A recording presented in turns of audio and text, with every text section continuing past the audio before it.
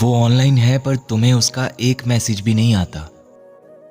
तुम्हारा रिप्लाई करना तो दूर, वो अब तुम्हारा फोन भी नहीं उठाता। पहले बिना कुछ सोचे ही तुम जब चाहे उसे मैसेज कर देते थे, पर अब मैसेज टाइप करके भी तुम उसे भेज नहीं पाते ना। ये दर्द, ये तकलीफ तुम सबसे छुपा लेते हो, पर अकेले में अपने आंसुओं को नहीं रोक पाते ना। तुम्हें समझना होगा, तुम्हें आगे बढ़ना होगा। अगर वो कर सकता है तो तुम्हें भी ये करना होगा। तुम उसके लिए सारी रात जागते हो, तुम उसके लिए सारी रात रोते हो, पर वो तुम्हारे लिए एक आंसू भी नहीं रोता है।